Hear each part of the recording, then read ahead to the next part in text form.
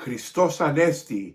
Today, I have a beautiful miracle that is very similar to another 2 or 3 videos that I have made, which I'll talk about those miracles later, just in case anyone wishes to watch them. But this miracle here was actually revealed by an abbot from Mount Athos, and it took place only a month ago, being April 2024. Just really quickly, we have completed Church No.19 of St. Constantine and St. Helen in Kenya. And also, please don't forget, at the end of each month, we send money for the Kenyan Orphans. We have approximately over 1,000 children, orphans, that we do send money to through, of course, the bishops and the archbishop that I speak to personally. So just know that 100% of your money goes exactly where it's needed. And I'll put the links below just in case anyone wishes to donate, and may your reward be eternal. So this miracle here took place approximately a month ago in this year, 2024, and a lady visited Jerusalem despite the difficult time with the wars. She wanted to go and visit the holy tomb of St.George, which is found in Lydda. So she was about to take a taxi, but she was informed that this had become too dangerous because there was a gang of thugs who pretend to be taxi drivers, but instead they drug you, take your organs, and sell them, of course. But this faithful woman said she was willing to risk it because she wanted to venerate St. George. So she rejected a few taxis. Maybe she didn't like the look of certain taxi drivers, but she got into the 4th taxi, and she did the sign of the cross before entering. Because she had visited St. George before, she already knew an approximate time for her to arrive there.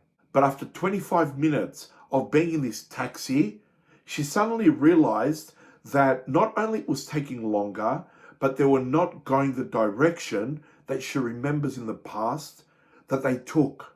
So she says that when she saw the taxi taking a different turn at one stage, her legs, as we say in Greek, kopikane, her legs were cut. That's the translation, but like we would say, she was scared. So she takes out her cell phone and she went to send a text message, but she realized that her cell phone was dead. There was no reception. So she began to pray to God and for the intercessions of St. George, so she wouldn't just die unjustly. Suddenly, she says, as her anxiety was peaking and she was really scared of what was going to happen, she suddenly saw 2 patrol cars which appeared, blocked the way to the taxi, and a few policemen came out with their firearms withdrawn. They open the door, they pull out the taxi driver, and they handcuff him. So they told the lady not to be afraid, and they thanked her because they had been looking for this gang member for a very long time. And in actual fact, he was the leader of the gang that was trading human organs. She goes on to say that she praised God for saving her from certain and torturous death. And then the police took her back to her hotel. The next day, she decided to go back to the police station to thank the police officers who, with their timely intervention, saved her. But instead, the police were thanking her, and they were thanking her for her help because, as they say, her quick thinking and reflexes helped them catch the mastermind. So the lady asked them, in what way did she help? And the police replied that she helped with the message that she has sent police. Now, the lady insisted that this was not possible because after this took place, she also was told that what these criminals do is they install a cell phone jamming system in the taxis, and that is the reason why also her phone had no reception. But the police officers insisted. They insisted about the message, and it actually was shown to her. And they showed her also the number that it came from, which was her number. So this is where the miracle gets absolutely amazing. The lady asked them, "So what did the message say then?" And the police officers read out, "I am in danger in a taxi on street so-and-so." And under that, it was the name Tropeophoros. And who is Tropeophoros? St. George. And if you've seen his holy icon, it actually says St. George or Tropeophoros. And his holy tomb of St. George is guarded by Father Marcello of Arizona. And this is not the first time. I mentioned about the miracles at the beginning. Do you remember the miracle, which is similar with Saint Marina, that it took place at a hospital in America?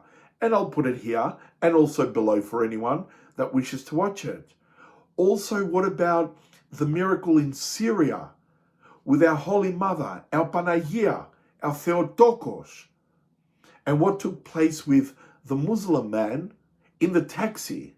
Or of course, let's not forget Saint Nektarios in Romania. So as we can see, the Christian Orthodox faith is the only faith from God. So whatever's going on around the world, we are seeing a lot of heresies coming up, a lot of mistakes being made all around the world from certain leaders, or I won't get into it too much in this video, but just remember, they are not the head of our church.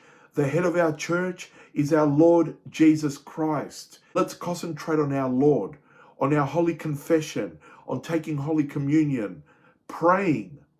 Let's focus on our Holy Mother for her intercessions and all the saints. And as far as those, whether they're priests, bishops, archbishops, whatever's going around the world, that they're doing errors, let's not forget, they too will stand before Christ, and even worse, they will have to explain how well they manage the affairs of the church, the parish they have, and the faithful. So let's concentrate on our souls. And of course, if it ever got to the point of a unity or ecumenism where it was official, that's a different story. We would take certain measures and we would go into catacombs as a church. So let's all stay together. Let's all stay united, focus on Christ, and he will intervene and put a stop to this atrocious stuff that's going on in 2024 in this world that's totally lost its direction. So thank you all for watching. As an unworthy sinner that I am, I pray for you morning and night, and I'll put all the links to the videos and the charities below, and may God bless you and your families.